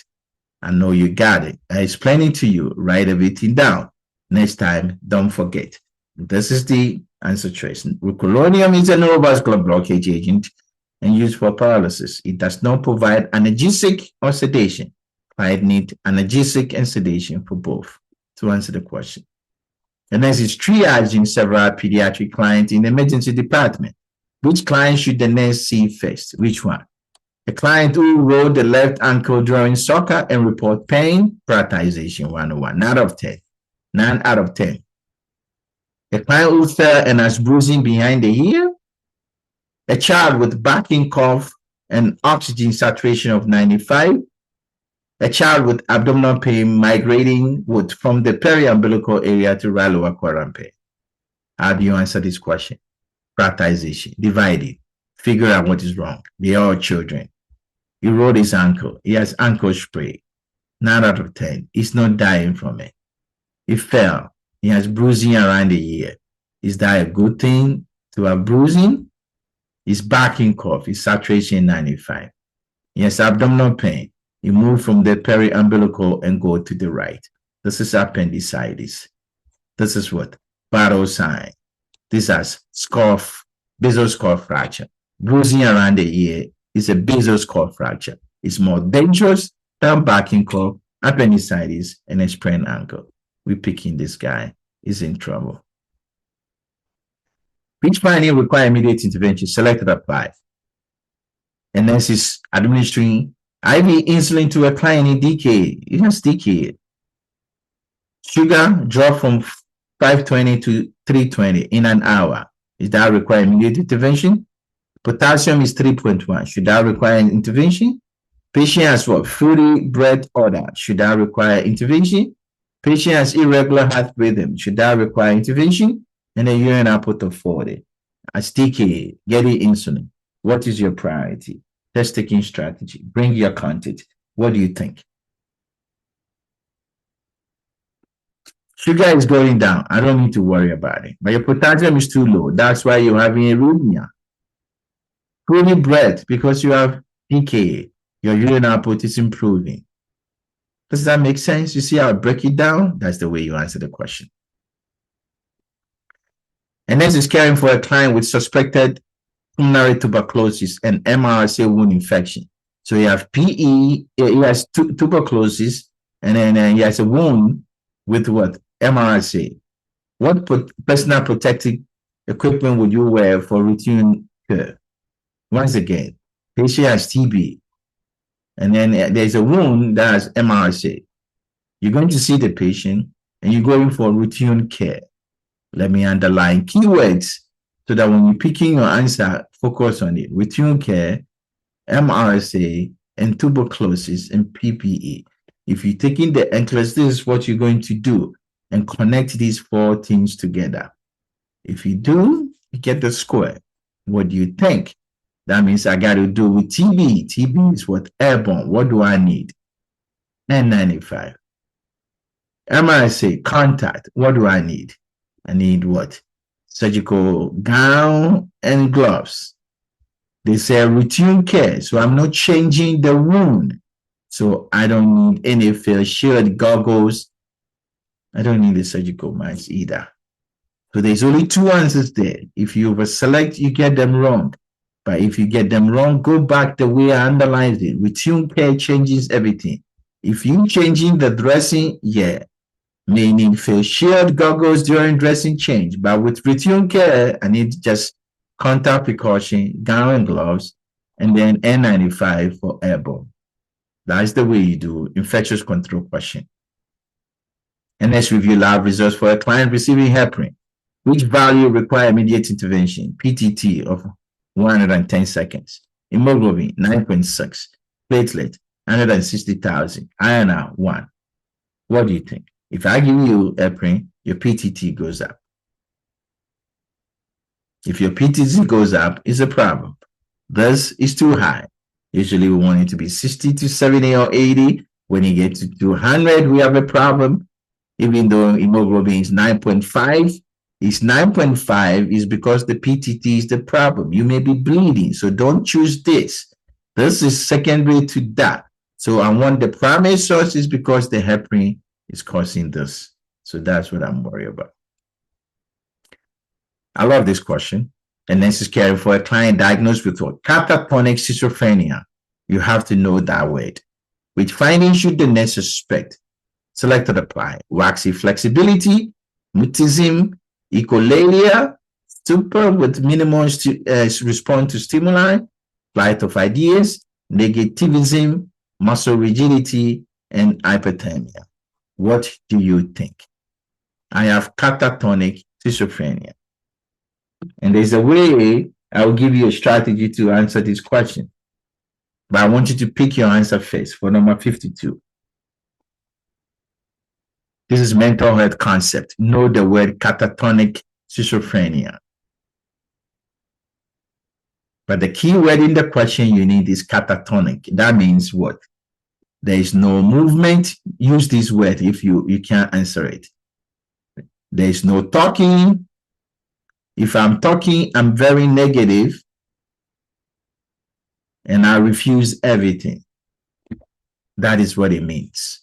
Catatonic, they stay at one place, they don't move. Though they have waxy flexibility. They don't want to talk. Echolalia means you're repeating somebody's word. That is disorganized thought. It's not catatonic. Stupor with minimal response to stimuli. They stay at one place with their head a certain way. Flight of ideas. That is tangential. That is disorganized thought. It has nothing to do with the catatonic features. They're very negative. They may have muscle rigidity, but they don't have hyperthermia. Hyperthermia and muscle rigidity, this is NMS once again. These questions are very difficult, but a lot of content to let you master them. You may see them in the NCLEX. Know them. Know them. Catatonic. No movement, no talking, no cooperation. That's the key. I stay at one place. And next is triaging several clients in the emergency room who will require involuntary psychiatric admission. That means involuntary admission. That means we got to admit you whether you like it or not because you have certain things we worry about. A client with major depressive disorder, what does the patient say? There is no turning back. If you have depression, you said that, you are in the emergency room, will we let you go home? Should we admit you whether you like it or not? A client with schizophrenia is responding to command hallucination, telling them to harm themselves and others. Command hallucination. Hey, kill somebody, kill yourself. Client with bipolar disorder is euphoric. He's been sleeping 3 hours. He's spending large amount of money. Should that patient require admission? A client with severe anxiety is pacing, hyperventilating, but then he agreed for treatment. Client with paranoid delusion, he says somebody in his neighbors are poisoning them. Then therefore he purchases what? Gun. Client who's intoxicated, he's yelling, but when he becomes sober, it's clean. If you are the nurse, who do you think we should see? Admit the patient to the hospital, whether they like it or not. What do you think? What do you think? No turning back, suicide. Command hallucination, to harm somebody, suicide. Bipolar patient, we don't need to admit them against their will. That is normal for them. Spending money, sleeping 3 hours, maniac, right? They have to agree. Patient who has severe anxiety, but is agreeing for treatment, is okay. Delusion patient purchase weapon, we are in trouble. Intoxicated, but when he's sober, it's fine. So these are patients that not require involuntary admission. Know them. You see the strategy, answer them, you should do that. Involuntary admission require all or none of the following. Imminent danger to self, to somebody else, and then you cannot meet your needs. If you are not, we will admit you. Stay steady. Are you tired? I don't think so, because this is a high yield. Let's get this high yield information taken care of. A nurse in a pediatric clinic is caring for a 4-month-old infant brought in by the parent due to what? Poor feeding. Number one, episode of what? Irritability. The parents report that the infant became fuzzy and short of breath during feeding. Keyword, fuzzy and short of breath during feeding. Frequently, it stopped to rest and sometimes appear bluish around the lip when you're feeding the baby and crying. The parents state that the infant has not been finishing bottle. It can't finish because it's turned blue. Therefore, it's gaining weight. These are these vitals: 180, heart rate, respiratory at 46, blood pressure. The infant is irritable and tachypnic, is breathing very fast. He has perioral cyanosis, lips are blue. When he cries, pay attention, buzzword. Lung sounds are clear but loudly. You hear the systolic ejection murmur, right? At the left sternal border, his capillary refill 3 seconds, extremities is cold. What do you think is going on with this patient? Were there any words that pop out to your mind? I'm going back so that because we're learning, I will give you the key ones. It's a pediatric patient. It's 4-month-old. Okay. Poor feeding. Why? Because when he feeds, he gets fuzzy and then he have problem breathing. He stop breathing and he takes some rest. His mouth get blue. Even when he cry, he can't finish, and so he's not gaining weight. You look at him, his lips are blue, and he has systolic ejection murmur. What do you think? What condition do you think? If I feed you, you turn blue, you're not gaining weight, you have a heart murmur, young, irritable. What do you think? Which of these are concerning? Of course, saturation, ash murmur, poor weight gain, cyanosis, and poor feeding. Which one? Which 5 of this is concerning? And which one you should intervene? A concerning means something you can do something about it right away. Therefore, stop your video, pick your answer. But this is my answer. 84. At mama, can I do something about it? I don't like it. Poor weight gain, because the baby is not eating. He's turning blue when he cries, and he has poor feeding. Based on assessment finding, what condition is the kid suffering from? Tracheoesophageal fistula, bronchiolitis, tetralogy of fluid, and septal defect of a ventricular origin. It cannot be just septal defect because there's so many things associated with it. Septal defect of ventricular origin, this is what? Left to right shunt. It's not going to turn blue. Tetralogy of Foley, most likely. Tracheoesophageal fistula, I have to say something about what? What one thing should I say? Put down in the comment, let me know. Before I give you the answer. Let me know. But you got to put the NG tube in. And when you put it in, a coil, because it doesn't go into the stomach. That's the key to pick the answer. While assessing the infant, the nurse observed the infant become what? It's now blue, cyanotic, tachypnic, and inconsolable. What is the nurse priority action? Administer oxygen, swallow the infant, notify the provider, and prepare for intubation. You are assessing this kid, all of a sudden he's turning blue when he's crying and tachypnic. What do? We know it's tetralogy of Foley. What should you do? Swallow the kid. And there's which intervention are appropriate to reduce risks of further episode of what? Pet spell. What can we do to prevent this from happening again? Keep the kid morphine. Ensure the environment is calm. Encourage frequent rest when you're feeding the baby multiple times. Give the baby diuretic. Wake the newborn up frequently so that you can feed them so that they don't cry. What do you think? What do you think? Pick your answer. As usual, select or apply. You don't have to pick everything. Pick those you're 100% confident. But I can tell you, morphine will calm the baby down. You provide quiet environment. Good. When you're feeding them, let them take some rest. Diuretic is not used for this. It's not in heart failure.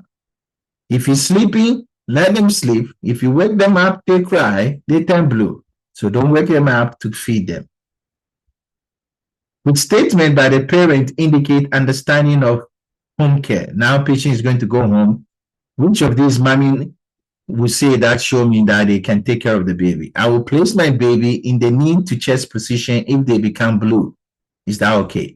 Crying can make my baby symptoms worse. Is that okay?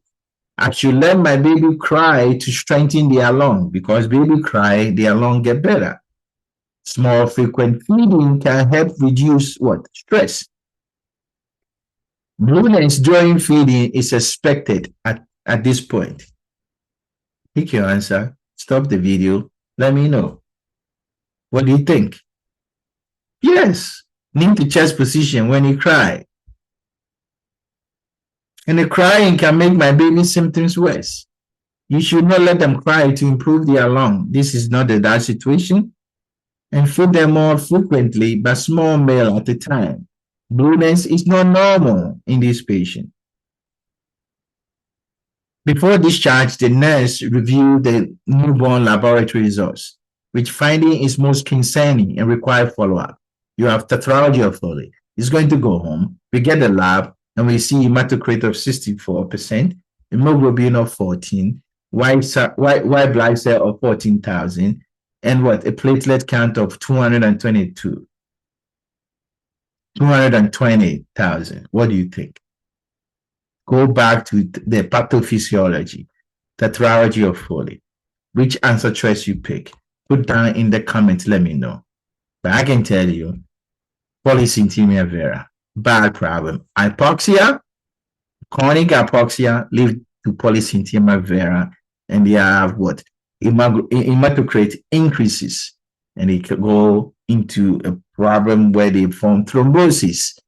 When we see polycythemia vera, it means severe hypoxia, and we have to do something. That's that question. Did you get them right? If not, I have a video on polycythemia vera. Go to my website, go to my channel, and type polycythemia vera. You see a video there. I want you to watch it. That's the case study. How did you do? What score did you get? I hope you get everything right, because the case study is what is going to hold you. 3 case study in 85. We're almost done. A nurse is caring for a client in septic shock due to sepsis, which finding indicate the client is responding to treatment. That means responding to what? Shock. Therefore, definition of shock means things have to resolved, right? Select or apply. Warm and flawed skin, heart rate of 110, blood pressure of 86/90, rapid capillary refill, or third sensorium. Which of these tell me that A, your shock is resolving? As usual, pick your answer and I'll give you the concept. It's give and take. I want to be actively stopping the video and picking your answer so that you can keep your score and come back to it. Warm and flawed skin means you're still in sepsis. Your heart rate is still high, you're still in sepsis. Your blood pressure is still low, you're still in sepsis. If you have rapid capillary refill, good perfusion. That's good. Or third sensorium, same thing. Your mental status is not great. That means you're still in shock. And therefore, that's the only answer. One answer choice. If you overselect, you get 0. The client is 24-hour post-thyroidectomy after thyroid surgery. Which finding require immediate intervention? Do something right now. Hoarseness when you speak, tingling around your mouth, you have pain 4 out of 10, you have small drainage around the incision. Which one? Prioritization. Risk reduction. If you have small drainage, expected finding. You're supposed to have pain after surgery. Hoarseness is bad, but it's when you speak. You are not having airway issue. Don't always get trapped with them. These keywords, sometimes look at what is actually they describing. Tingling around the mouth is hypocalcemia. Got to do something before you go into seizures. The next is assessing a child diagnosed with HIV. Kids can be diagnosed with HIV due to transmission from their mother. Which of the following are considered severe symptoms of HIV? There's different kinds, mild, moderate, and severe. How do you know? Persistent fever for more than 1 month, recurrent bacterial infection, chronic diarrhea lasting for more than 1 month, oral candidiasis, swollen lymph nodes, and encephalopathy. Even if you don't know, there's 6 answer choice there. Pick an answer and I will explain to you how to answer them.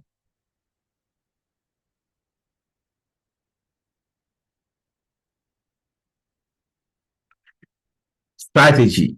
Something severe, it has to look bad. Encephalopathy is the bad thing you get. Your brain itself is infected, not the surrounding, which is meningitis. Swollen lymph node, it doesn't sound bad. Oral candidiasis, it doesn't sound bad. Chronic diarrhea look like moderate problem. It's chronic. It's been there. Recurrent bacterial infection is also moderate disease. Persistent fever. But this is the only one that is severe. So if you don't know it, take a picture of it. But mild HIV means early symptoms like thrush, lymphadenopathy, occasional infection. Moderate, you have chronic condition that lasts for a long time, right? But severe is an opportunistic infection, involve your brain and other organ. That's how you can remember severe HIV infection. Which developmental milestone should the nurse suspect in 9-month-old? 9-month-old, that means they passed the 6. I usually go to 0, 2 months, 6 months, 9, and 12. If you know them, that promotion will be easy for you. 9 months, should the baby walk independently? Should they sit without support? Can they use 2 sentences? And the pencil grab is absent. What do you think? I can tell you they should sit without support, because at 6 months, that's when they try to sit with that minimum support. They cannot walk until they are like 12, on 11, 12. 2-word sentence is too much for them. Pencil should be at 10.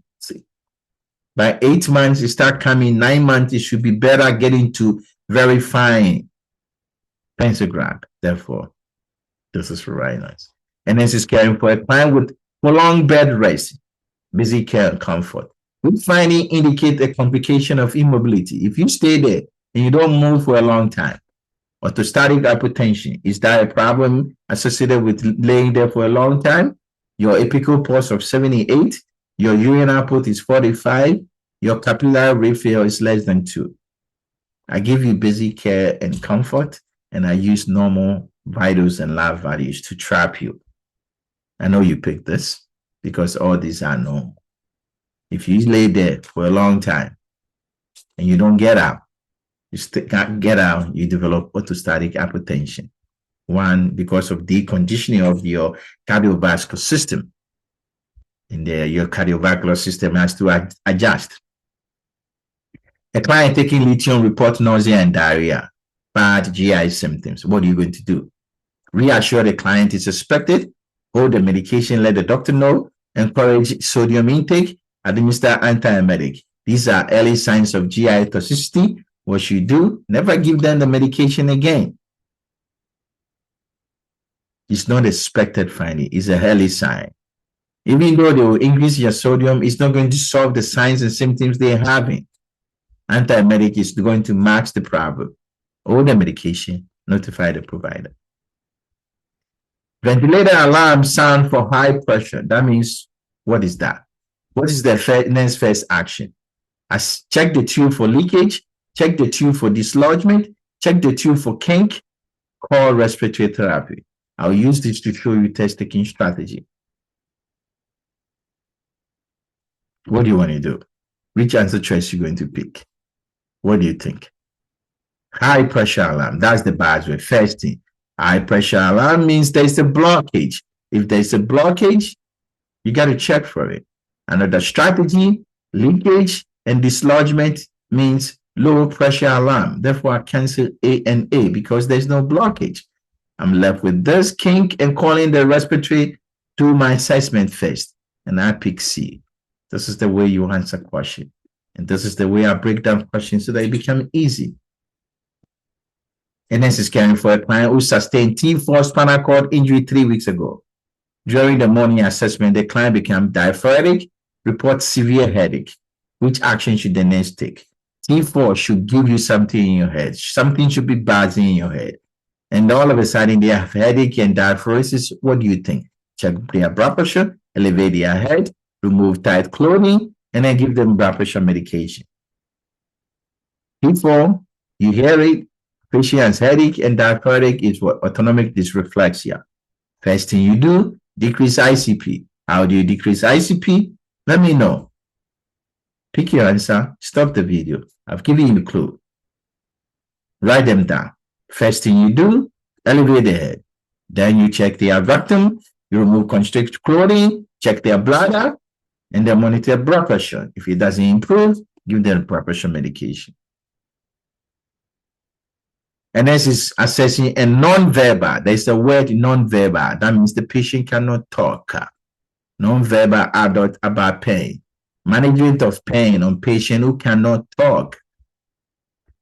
Which pain scale is most effective for non-verbal? Numerical rating scale, Wong-Baker phases, Flag scale, visual analogy scale. If you don't know this, I want you to write them down because it's very, very important. Which one you pick? If you're non-verbal, we're going to use your face. So facial, leg, activity, cry, and consolation. People cannot talk. That's why we use it in some babies because they can't talk, right? So we see how they cry, whether we can console them, what activity, and their leg, their movement. A, B, and D, these are all required communication to the provider.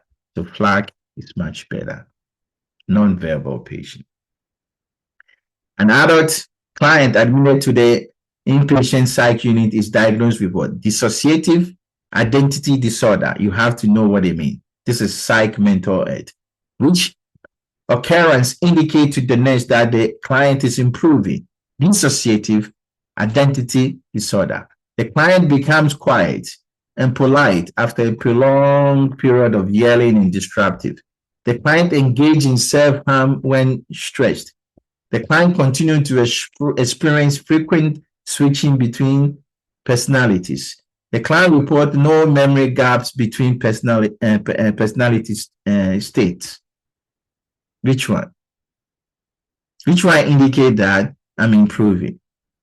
Identity dissociative disorder means they have two identity. They move from one place to another.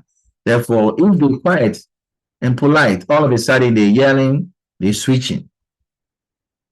If they engage self-harm, they are suicidal, they are not ready. A and C are saying the same things. Frequent switching between two personalities. By default, here. There's no memory gaps. That means they know who they are, right? So they cannot move from one place to another. Therefore, that is good. And readiness is preparing to administer 1 unit of packed red blood cell to a client.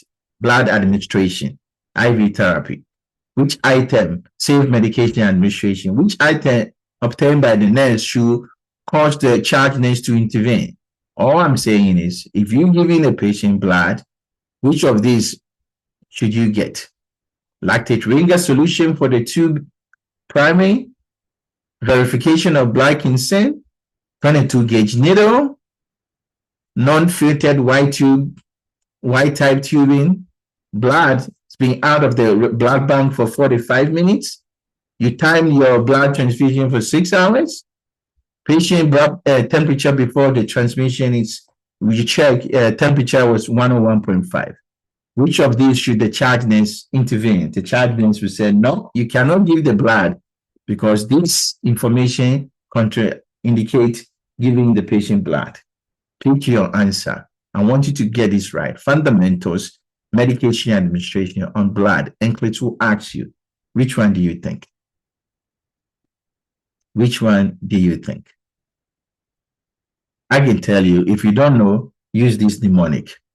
4 hours, write it down. 30 minutes. Are you writing it down? 30 minutes.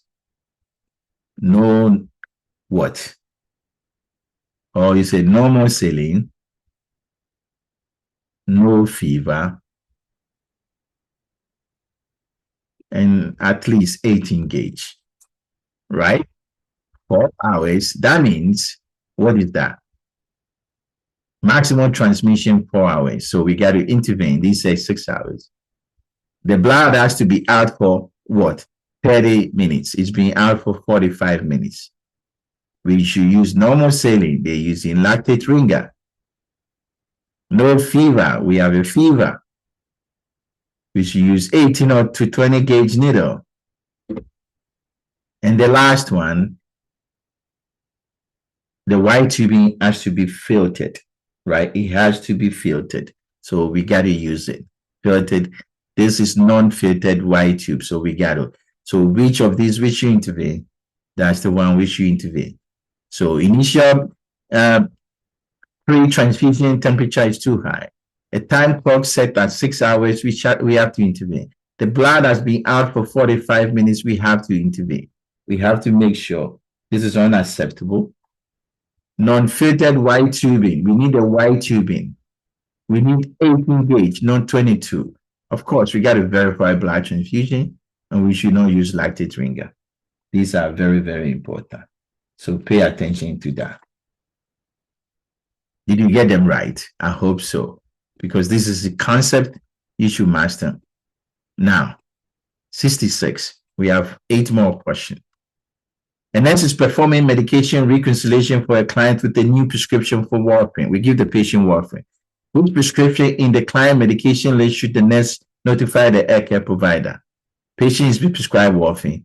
Then we found out that they're taking certain medication. Which of this is worrisome? Calcium, antacid, sulfur drug, trimethoprim, sulfur metamizole, trimethoprim, acetaminophen. There is a strategy of answering question. The key word is what? Warfarin. Why do we have to question it or notify the provider? And I give you another prescription. Think about it. There's something that should tell you there is going to be interaction. The question may not say that, but it's saying that. Once again, the question may not directly say interaction, but that's what the question is saying. Which prescription in the client medication list should the nurse notify? You notifying because they're interacting.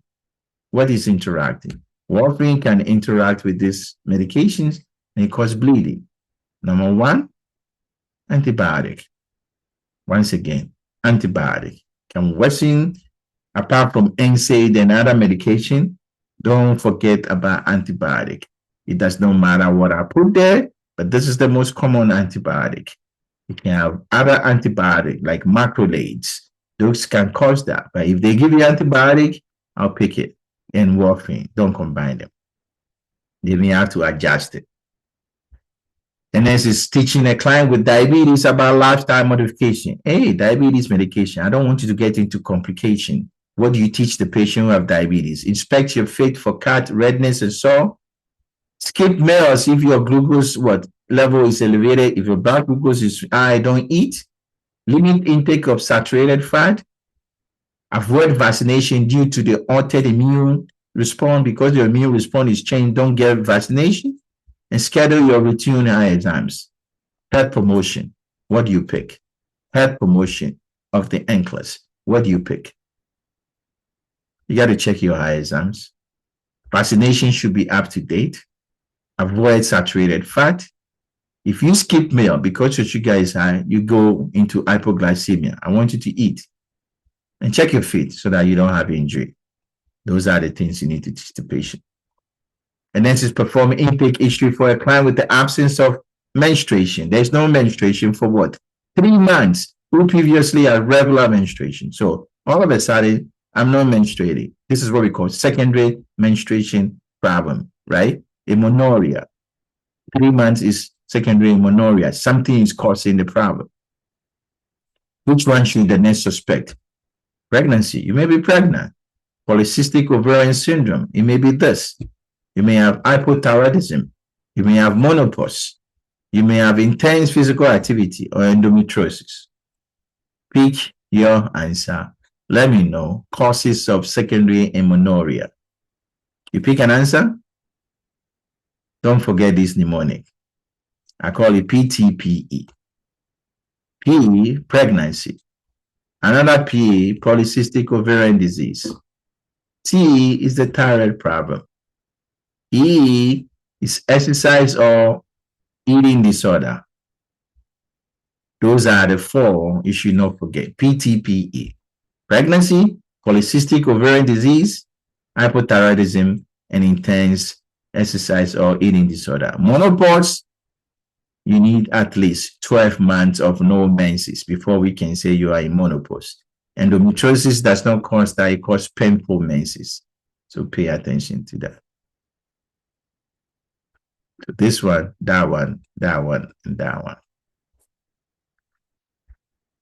And this is evaluating ECG monitor for a client who has ventricular pacemaker. This is EKG in the pacemaker form. Which documentation accurately describes the expected cardiac monitoring? Therefore, if I have a pacemaker placed in the ventricle, what should I expect? Pacemaker spikes occur before each P wave followed by the normal QRS. Pacemaker spikes occur before each QRS with the wide QRS complex. Pacemaker spikes occurring after the QRS complex. Absence of a pacemaker spikes with narrow QRS. It's just an explanation of what should you expect when you have what? You have pacemaker placed in your ventricle. The pacemaker is going to fire before the strip, or before the pacemaker is going to fire before you see the strip sign from the ventricle, and therefore pacemaker spikes occurring before the QRS. If you occur after, it's not being captured. If you occur before P wave, it's a P wave pace. Therefore, this is a ventricular pace we're going to see in B. Readiness is caring for a client with high risk for pressure injury. It's more likely to get pressure injury. Which action performed by the new nurse will require intervention by the charge nurse? Patient is likely to get a pressure injury. The nurse taking care of them, when they do something and the charge nurse need to intervene. The nurse apply a foam protector to the client heels. The nurse turn the client at least every 2 hours. What is the problem? The nurse position a donut-shaped pillow on the chair before seating the client. Lifting patient during repositioning. Once again, apply foaming protector to the client heels. Turn the client at least every 2 hours. Position a donut pillow below. Position a donut pillow on the chair before seating the client.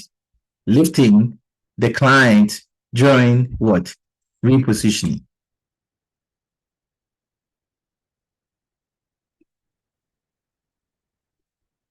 Lifting the patient during repositioning. What do you think? Which one should the nurse intervene? Of course, if I lift you, I'm not dragging you, it prevents pressure injury. Donut is bad, it causes pressure injury. Turning them every 2 hours is good, and applying a foam to the heel is better. Therefore, application of donut will cause the nurse to intervene. That's the problem. 3 more questions. A nurse review new order for a client who reports pain, warmth, and redness in the left calf after a prolonged flight. Which order should the nurse clarify? Select or apply. Pay attention. Patient has pain, temperature is increased, and what? Warmth at the redness at the site of the calf area after a prolonged flight. Which order should the nurse clarify? That means the nurse receives some order. Ultrasound on the left lower extremities. Apply a compression dressing device to both leg lower extremities. Initiate anticoagulation therapy as prescribed. Serum D diamonds level. Check a PT, PTT, INR. Apply a healing pad to the left calf. Which order should the nurse clarify or question since it does not apply to the patient? Did you pick an answer? What do you think? Think about the question carefully. What do you think? I know you pick an answer, but I can tell you this question is asking you about DVT, prolonged flight, calf pain, warmth, and redness. And therefore, I need an ultrasound to find out if you have DVT. Sequential compression device should be applied to the unaffected leg, not both legs. We may have to initiate anticoagulation. It's okay. We may check D-dimers to look for PE. And then black clots too.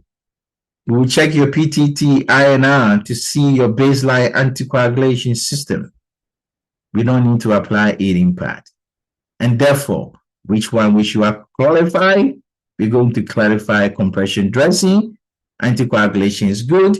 Serum D-dimers is good. We need to check your lab and no aiding pad. You have to think. That's the question. You say clarify. So these ones are abnormal. The other ones are acceptable. So B and F are the right answer. Symptoms consistent with DVT. So we need to obtain lab. We need to start anticoagulation. We need to check ultrasound. And we have to apply SEDs to the unaffected leg. No aiding pad to the calf. And next is preparing to collect sputum specimen in a client who has active TB, airborne precaution. Patient has active TB, is on airborne precaution, and we need to remove, collect sputum. What PPE should you don before going to the patient room? N95, gloves, gown, face shield, surgical mask. What do you think? If you have active TB, I'm going there, I have to wear N95. If I'm going to collect sputum and there may be a splash, at least I need a gown and the gloves, and I need to protect my face. I have N95, I don't need to wear surgical mask. The last question, 85 question. Because of the case study, that's why it looked like that. We have 3 case studies, all of them 12 questions plus, so 15. So if you add to 75, it's 85. What do you think? A client with chronic hypertension is planning to become pregnant. Which of the following medication should the nurse advise the client to avoid and discuss with the provider? Select or apply. Same questions we started with, I change it. These are medication you should avoid if you're going to get pregnant. If you have hypertension, you can take it. There's some specific one you can take while you're pregnant. Nifedipine, metadopa, labetalol, propranolol, adrenaline, losartan. Which one we should question? Click your answer, put it down. Last question. Thank you for getting here and thank you for watching. 85 question, NCLEX practice question, NCLEX review question, NCLEX questions and answers for the NCLEX. This is high yield to make you pass your NCLEX. Are you ready? Nifedipine is acceptable. Metadopa is acceptable. Labetalol is acceptable. Propranolol is non-selective. It's not good. Adrenaline is okay. Losartan, you cannot take it. ACE inhibitor should be avoided in pregnant lady because it affects renal genesis. 85 question. Thank you for watching. Thank you. Thank you for watching. I hope you gained something out of this video. Let me know your score. Put down in the comment section. And at the next video link to this will come on the screen. It's another 85. Watch it. Put yourself into a situation to pass the NCLEX. Good luck. And if this video helped you, share with your friends. Invite friends to the channel so that the channel can grow. And give us a thumbs up. That's what YouTube will like. Take care of yourself and good luck. Best of luck. Bye.